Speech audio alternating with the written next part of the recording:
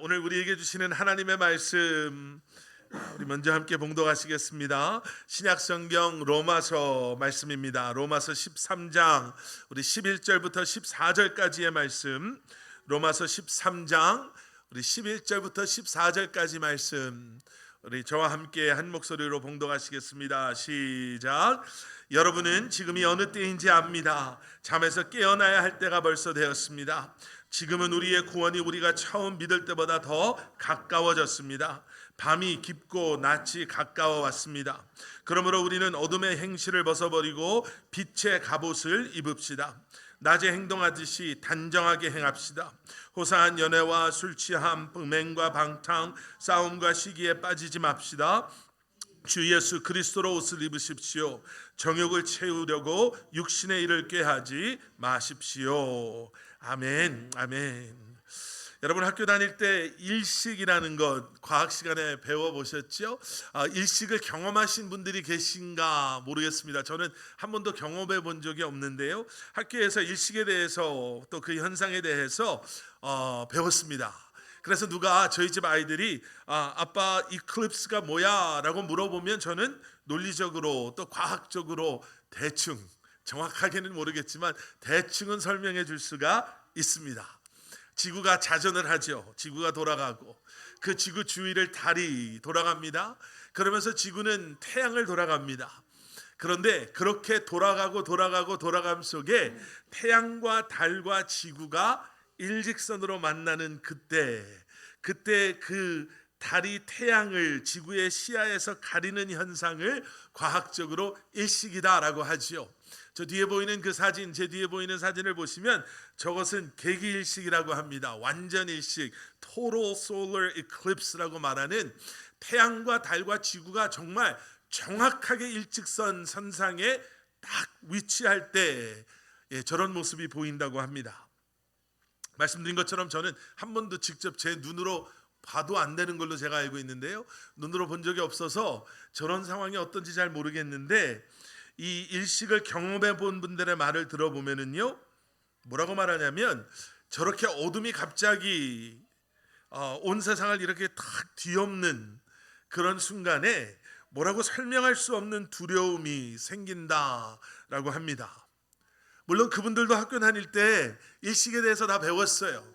과학적으로 논리적으로 아이들이 물어보면 어느 정도 다 설명해 줄 수 있는 분들이에요. 그리고 일식이 지나가는 시간이 길어봐야 한 2분 40초, 3분에서 5분도 안 걸린다고 해요. 아주 잠깐의 시간의 어둠이지요. 그런데 그 눈에 보이고 피부로 느껴지는 그러한 현상에 과학적인 지식이나 원리가 밀려나 버리는 것 같은 그러한 느낌을 경험한다. 그래서 말도 안 되지만 혹시 태양이 사라져버린 건 아닌가 이런 생각도 들고요. 다시 밝아지지 않으면 어떡하지? 라는 이러한 생각도 든다고 합니다. 미국의 존 타이슨이라는 공부 많이 한 사람인 것 같아요. 경제인인데요. 이분이 Chasing Shadows라는 그림자를 쫓다 이런 책에서 이런 말을 합니다.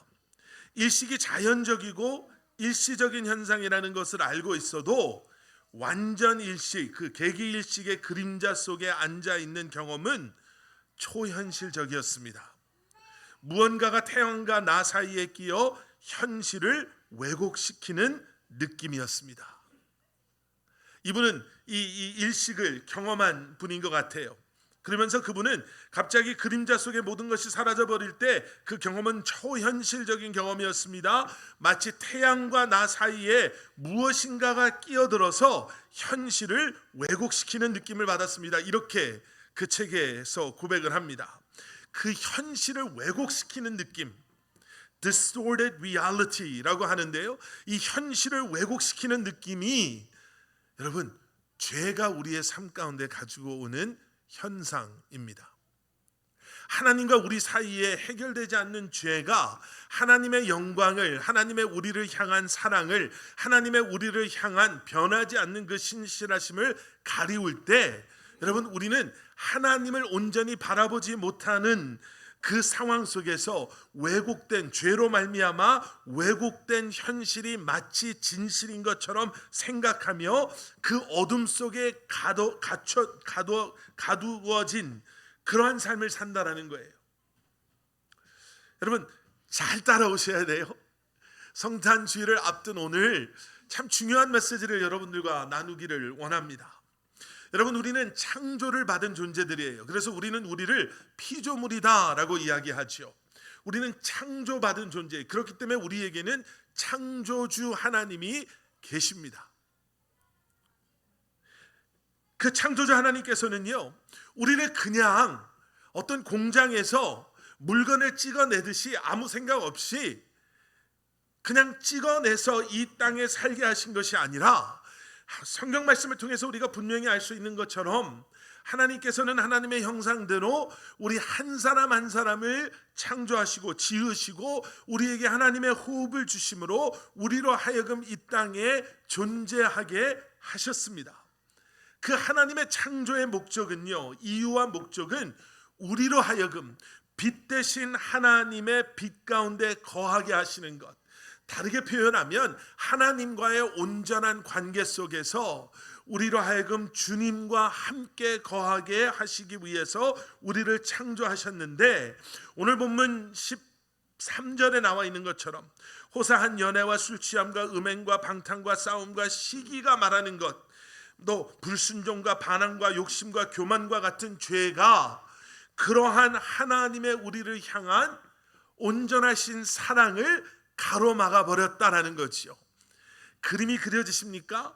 빛 대신 하나님, 그리고 그 빛 가운데 모든 생명과 우리에게 필요한 모든 것을 공급받고 허락받고 그 안에서 하나님과의 온전한 관계 속에 살아갈 수 있도록 창조된 우리, 그런데 그 사이를 가로막는, 마치 달이 태양과 지구를 가로막음으로 말미암아 지구가 더 이상 태양의 빛을 바라보지 못하고 그 어둠 가운데 놓여 있는 그 모습처럼, 죄로 말미암아 변하지 않는 하나님의 사랑은 여전히 우리를 향해 비치고 있지만, 우리가 그 왜곡된 현실, 그 죄가 가로막고 있음으로 말미암아 우리가 어둠 속에 거하는 존재가 되어버렸다라는 거예요.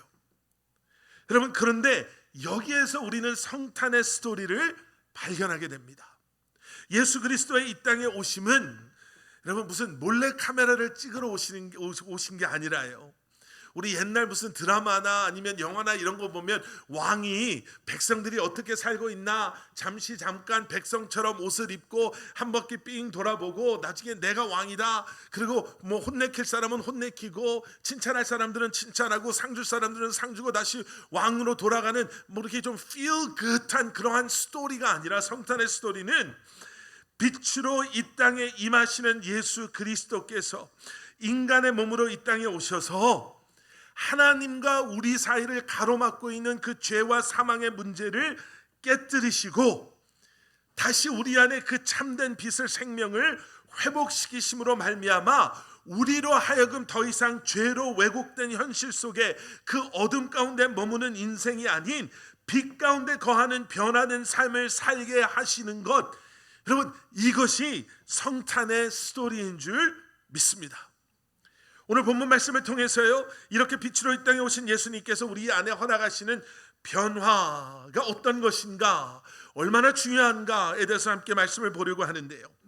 여러분, 로마서의 말씀은요, 초대교회에서 어쩌면 가장 중요한 리더 중에 한 사람이었다라고 할 수 있는 사도 바울이 로마에 살고 있었던 그리스도인들에게 썼던 편지가 로마서입니다.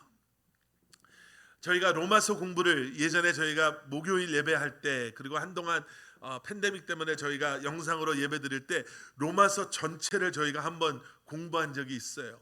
기억하시는지 모르겠는데, 기억을 못 하신다면 목사인 저에게는 이제 축복이죠. 다시 재탕을 해도 괜찮은데, 로마서 말씀이 정말 중요하거든요. 이 로마서 말씀을 크게 네 부분으로 나눌 수가 있습니다. 이 앞에 세 부분은 1장부터 11장까지의 말씀인데, 이 로마서의 앞 첫 번째 11장의 말씀의 내용은 뭐냐면, 죄에 대한, 인간의 죄에 대한 말씀, 우리가 죄인임을, 그리고 하나님의 의에 대해서, 그리고 죄인인 우리가 믿음으로 말미암아 하나님의 그 의로움을 입게 되어서 구원받은 하나님의 백성이 됨이 무엇을 의미하는지를 이것을 커버하고 있어요. 이것에 대해 말씀하고 있어요. 그러니까 신학적으로 이야기하면 구원에 대한 이론이라고 할까요? 그게 이제 첫 번째, 두 번째, 세 번째 11장까지의 말씀이에요. 그리고 마지막 네 번째 부분의 로마서의 마지막 네 번째 부분의 말씀이 로마서 12장에서 시작이 됩니다. 저희가 몇 달 전에 말씀을 12장의 이 앞부분의 말씀을 가지고 제가 설교를 했는데요. 여러분 이 12장 1절 2절 말씀 너무나도 잘 아시잖아요. 형제자매 여러분, 그러므로 나는 하나님의 자비하심을 힘입어 여러분에게 권합니다. 여기 그러므로가 이 1장부터 11장까지의 말씀의 내용을 포함하고 있는 거예요. 우리가 죄인이었는데 우리의 힘으로 도저히 의롭다함을 받을 수 없는 존재들이었는데 하나님의 의로움이 예수 그리스도의 십자가를 통해 우리 안에 임하였고 그것을 믿는 우리는 구원받은 하나님의 자녀가 되었습니다. 그러므로 이제 이야기하는 거죠. 여러분들의 몸을 하나님께서 기뻐하실 거룩한 산 제물로 드리십시오. 우리가 어둠 안에 있었을 땐 왜곡된 현실 속에 나의 정체성에 대해서 교회를 아무리 다녀도 내 안에 내 중심에 변하는 건 없는 것 같고 나는 여전히 이런 것 때문에 힘들어하고 예전에 내가 예수 그리스도를 몰랐을 때는 도저히 가능하지 못했던 내 몸을 하나님께서 기뻐하실 거룩한 산 제물로 드릴 수 있게 된 것이 그러므로 안에 포함이 되어 있는 거잖아요. 죄인이었지만 하나님의 의로움을 예수 그리스도의 십자가를 통해 믿음 안에서 우리가 얻게 된 것. 이제 그렇기 때문에 예전에 할 수 없었던 이 일, 우리를 하나님께서 기뻐하실 거룩한 산제사로 드릴 수 있는 것, 이렇게 합당한 예배를 우리가 드릴 수 있게 되었습니다.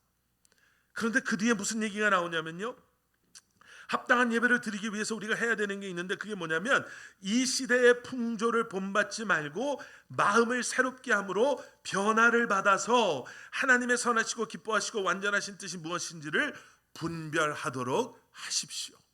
여러분 이 흐름을 보셔야 돼요.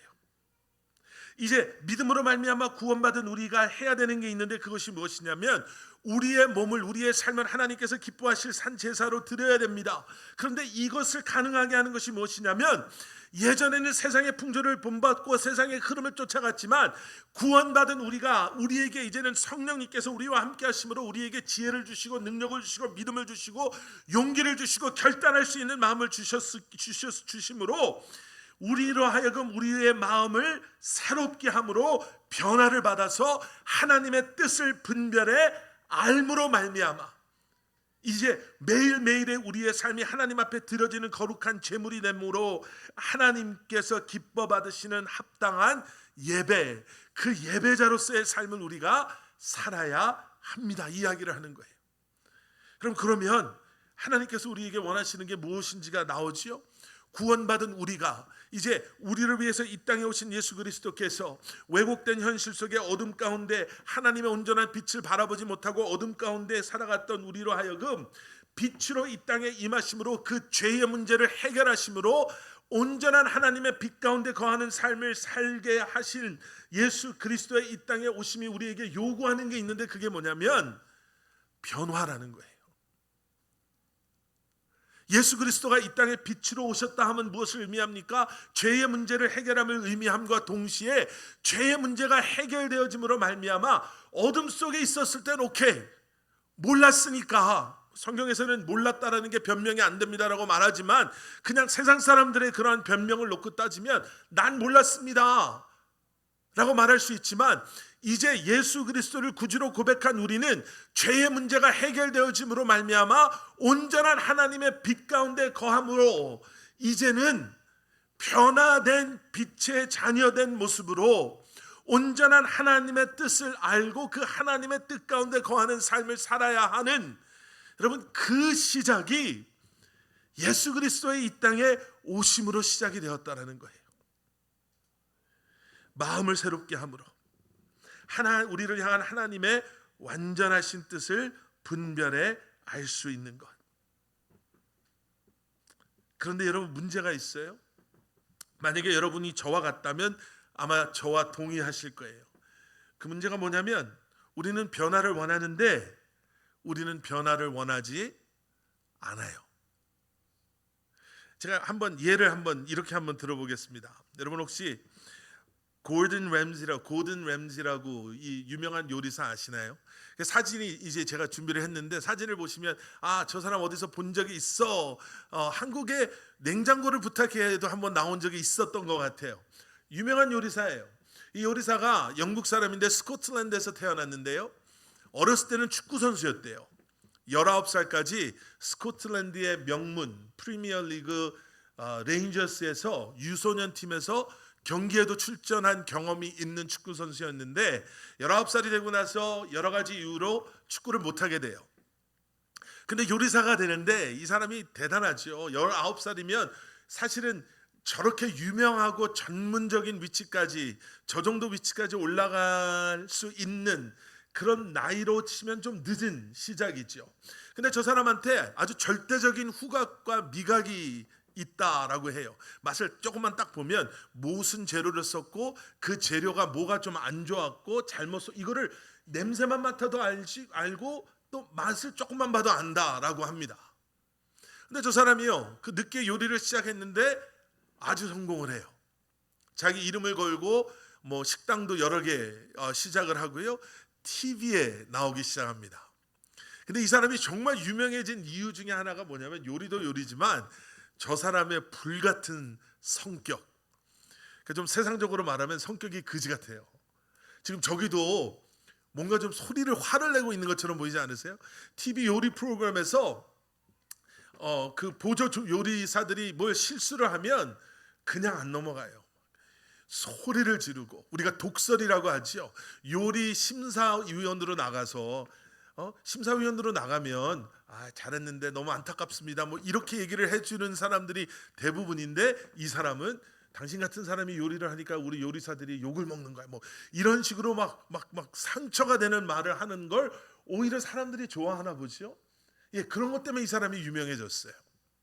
이 사람이 하는 요리 프로그램 중에 키친 나이트메어라는 프로그램이 있어요. 우리 한국에 이쪽 얼마 전에 골목 식당이라는 프로그램이 있었죠. 망해가는 식당에 가서 그 식당을 새롭게 살려주는 이 키친 나이트메어를 제가 가끔 보는데, 이게 뭔가 이 대리 만족은 아니지만 무언가가 이렇게 막 실패하려고 하다가 살아나는 것도 참 대단한 것 같고요.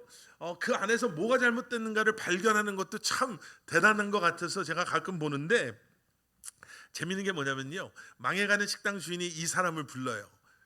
우리가 이제 문 닫기 일보 직전인데 와서 뭐가 잘못됐는지 좀 봐주고 고쳐달라. 그럼 이 사람이 가서요, 다른 손님처럼 식당에 가서 메뉴를 보고 음식을 여러 개를 주문해요. 먹어보고 그 맛도 보고 음식이 어떻게 나오나도 보고, 메뉴판이 좀 어떤 데는 막 메뉴판이 막 쫙 달라붙어서 쫙 뭐 이렇게 메뉴판이 얼마나 깨끗하고 잘 돼 있나도 보고, 종업원이 얼마나 친절한가, 음식에 대해서 얼마나 잘 알고 있는가, 안에 이런 데코레이션은 얼마나 잘했나, 뭐 깨끗한가 더러운가, 뭐 이런 걸 다 봐요. 그리고 모든 걸 다 본 다음에 주인을 불러요. 그리고 주인에게 내가 이렇게 다 경험해 본 내 경험에 토대해서 내가 당신에게 뭐가 잘못됐는지 말해주기를 원한다, 이렇게 막 얘기를 하고 시작을 해요. 그러면 최소한 제가 본 키친 나이트메어 중에 90% 정도는 10 식당에서 9식당은 똑같은 이 문제를 지적해줘요. 주인인 당신의 문제입니다. 당신이 종업원들을 잘 훈련을 안 시켜서 이 종업원들이 음식에 뭐가 들었는지, 이 음식이 뭔지도 모르고, 당신이 돈을 세이브하려고 식재료들을 싼 거를 사용하고 이미 만들어진 거를 사가지고 와서 그냥 데워서 주고 하니까 음식 퀄리티가 떨어지고, 뭐 하여튼 주인의 그런 것들을 지적을 해줘요. 거의 뭐 90%는 주인 당신이 잘못했다, 당신이 바뀌어야지 이 식당이 삽니다, 당신은 이렇게 바꿔야 됩니다, 뭐 당장의 이익을 보는 게 아니라 앞으로 이 식당을 어떻게 살릴지 하여튼 뭐 이런 얘기를 해줘요. 그러면 그 주인의 반응이 또 한 90% 똑같아요. 주인의 반응은 어떠냐면요, 얼굴이 먼저 빨개져요. 그리고 당신이 뭘 안다고 그러냐고, 오늘 하루 이렇게 와가지고 우리가 지난주에 좀 힘들고 바빠서 제대로 준비가 안 된 거 가지고 이렇게 말을 할 수가 있냐고.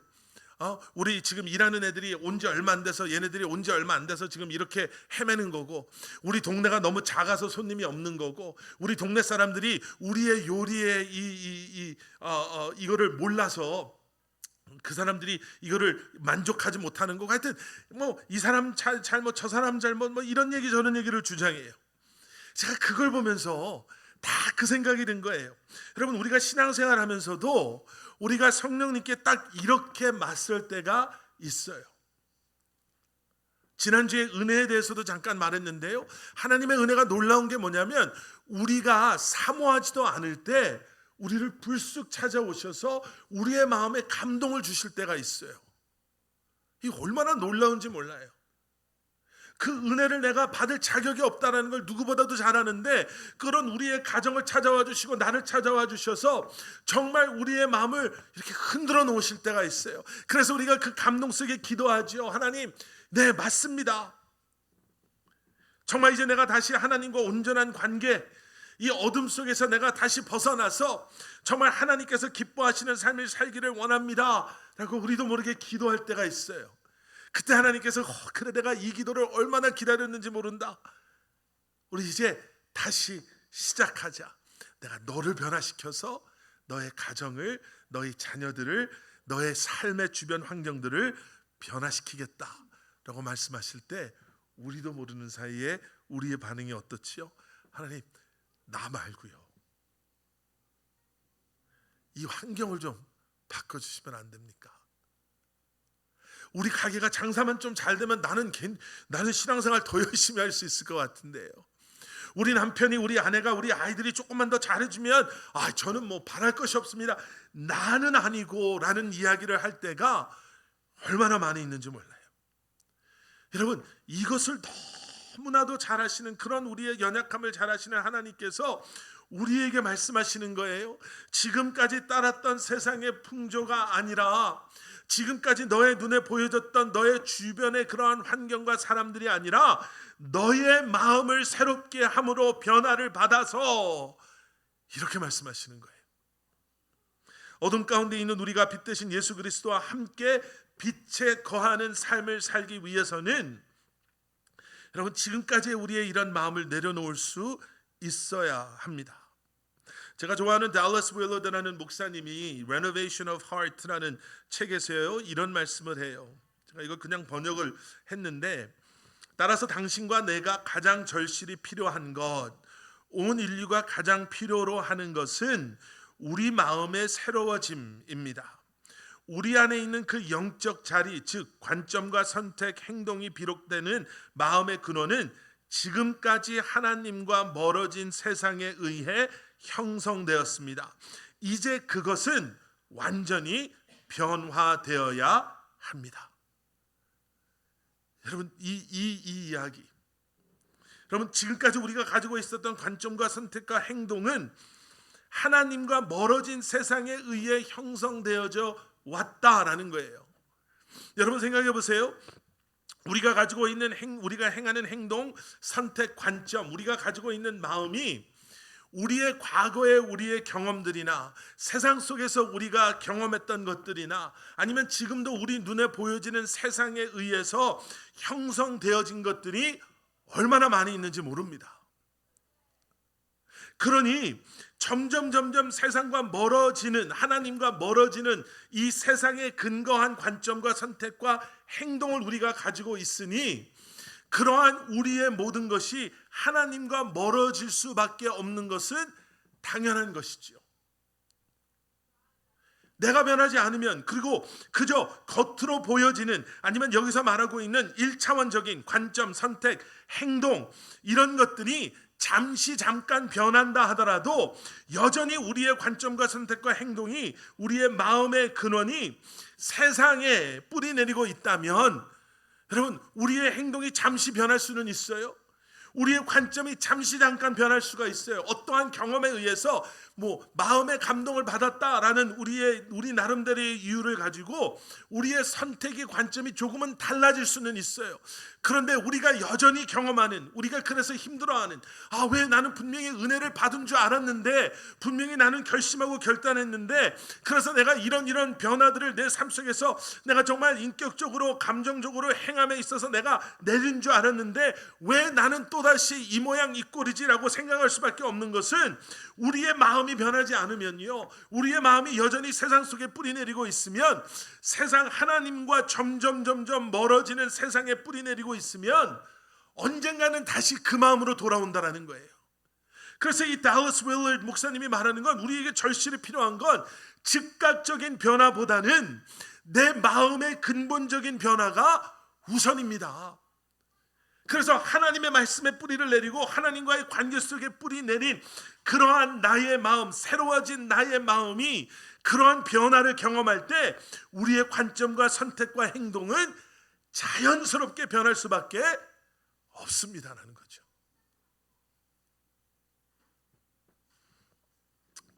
예수 그리스도의 이 땅에 오시면요, 그래서 그냥 단지 세상 사람들이 말하는 무슨 그리스 신화, 로마 신화처럼, 그리고 다른 그 신화에도 이런 이야기 등장하지 않습니까? 라고 이야기하는 사람들, 여러분 혹시 그런 질문 못 들어보셨어요? 크리스마스는 세상 세속적인 그러한 문화고 그러한 행사다. 그리스 신화를 봐도 신이 인간의 몸을 입고 세상에 내려오고 이런 스토리는 어느 문화, 어느 나라, 어느 그러한 스토리 속에서도 등장한다라고 이야기하고, 막상 우리가 들어보면 비스무리한 것 같지만 여러분, 근본적인 차이가 있는 거예요. 아까도 말씀드린 것처럼 여러분, 성탄절이 되면 여러분 아까 그 계기일식의 그림을 한번 좀 머릿속에 한번 생각해 보시기를 원합니다. 예수 그리스도가 없었던 나의 인생은 죄로 말미암아 왜곡된 어두운 그러한 인생이 될 수밖에 없었지만, 우리가 빛으로 이 땅에 임하신 예수 그리스도라고 고백할 때, 우리 오늘 찬양에서도 우리가 고백했었잖아요. 그 빛으로 이 땅에 오신 예수 그리스도께서는 그 어둠을 깨뜨리심으로 우리로 하여금 그냥 빛의 사명을 감당하는, 내 안에 빛이 없는데 어떻게 빛의 사명을 감당을 해요? 여전히 나는 어둠 가운데 있는데 빛의 소명을 감당하라는 것처럼 힘든 게 어디 있어요? 오늘 본문 말씀을 보시면 12절에 이런 말씀이 나와요. 이제 어둠의 행실을 벗어버리고 빛의 갑옷을 입으십시오.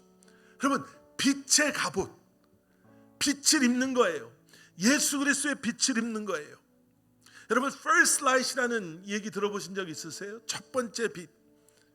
새벽에 태양이 뜨기 전에, 아직 태양이 솟아나지 않았을 때 하늘이, 깜깜했던 하늘이 푸르스름하게 뭔가가 서서히 보이려고 하는 그 순간, 얼마 전에 제가 그 아틀란타에 계시는 우리 장인어른 장모님 뵈러 이제 운전하면서 정말 오랜만에 한 밤을 꼴딱 세운 거예요.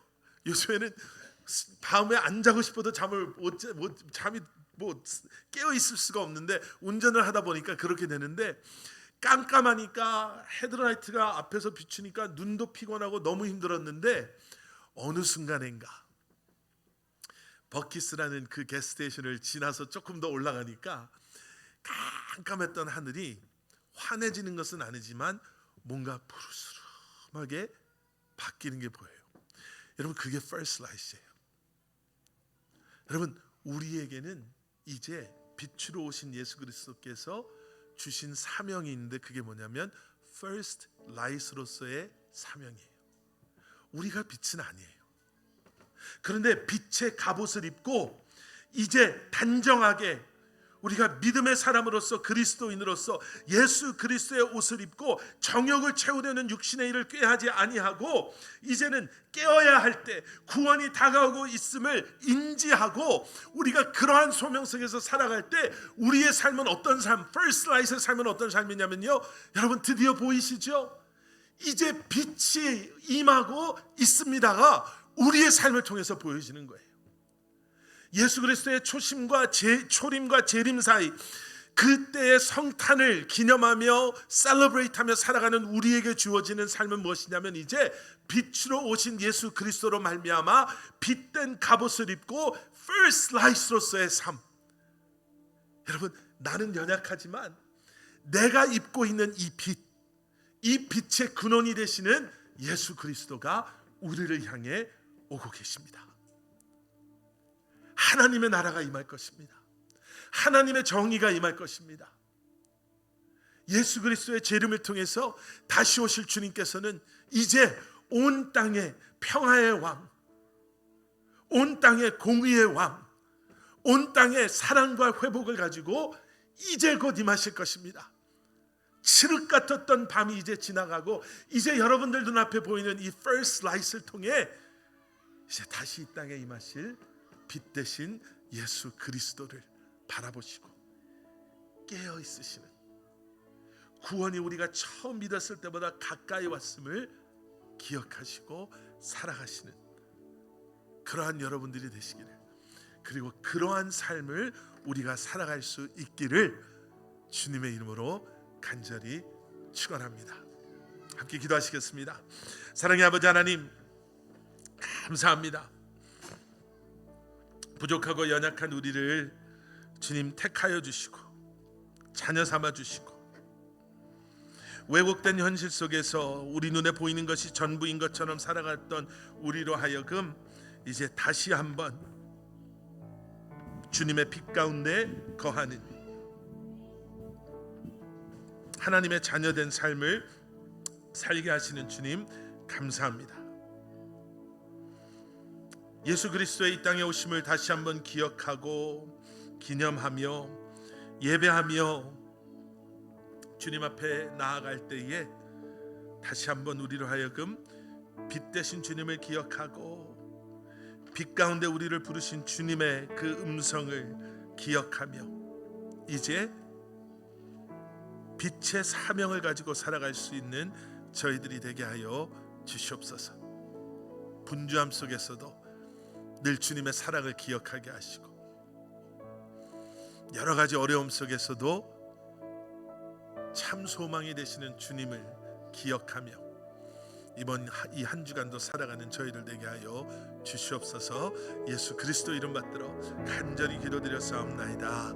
아멘. 아멘. 우리 다 자리에서 일어나셔서 우리 마지막에 부르셨던 찬양 주께 가까이 날 이끄소서 우리 함께 기도하는 마음으로 고백하시면서 우리 오늘 예배 마치도록 하겠습니다.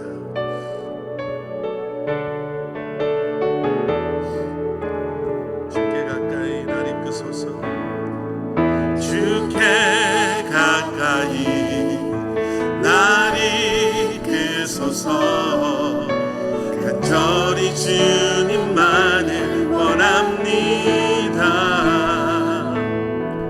채워주소서 주의 사랑을, 진정한 찬양 드릴 수 있도록 우리 한 번 더 고백합니다. 주께 가까이, 주께 가까이 하네 날 이끄소서, 간절히 주님만을 원합니다. 채워주소서 주의 사랑을, 진정한 찬양 드릴 수 있도록 많은 나의 영혼 주를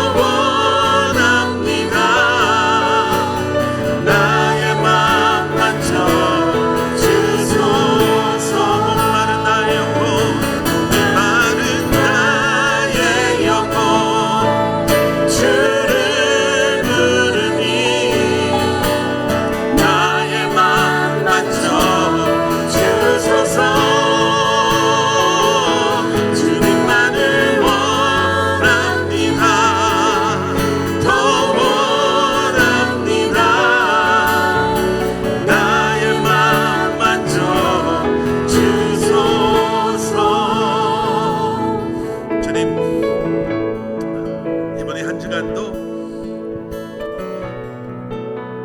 우리가 원하고 우리가 필요하고 우리가 소원하는 것들은 많지만 이 시간만큼이라도 그 모든 것 내려놓고 주님, 주님만을 원합니다 고백합니다. 그리고 이 고백이 이번 이 한 주간 우리의 삶의 고백이 되게 하여 주시옵소서. 주님만을 원합니다. 아직도 어둠 속에 아니면 그 어둠의 흔적이 남아있는 우리 주님을 원합니다. 빛 대신 주님께서 다시 한번 내 삶을 비춰주시고 우리의 삶에 임하여 주셔서 구석구석 어둠의 흔적들은 몰아내 주시고 다시 한번 빛의 자녀로 그 빛의 소망 가운데 그리고 그 빛의 소명을 가지고 이 한 주간을 살아가게 하여 주시옵소서. 이제는 우리 주 예수 그리스도의 십자가의 은혜와 하나님 아버지의 무한하신 사랑과 성령님의 감화 감동 살아 역사하심이 오늘도 주신 말씀 붙잡고 우리를 위해 우리의 죄를 위해 이 땅의 인간의 몸으로 빛으로 임하셔서 모든 어둠을 깨뜨리시고 우리로 하여금 빛 가운데 거하게 하시는 주님을 바라보며 주님과 함께 동행하기를 소원하는 마음으로 결심하는 마음으로 세상을 향해 나아가는 살아가는 성도님들 한 분 한 분의 삶 가운데 그들의 가정과 기업이 일터 주님의 몸된 교회 위에 이제로부터 영원토록 함께 하시길 간절히 축원하옵나이다. 아멘. 아멘.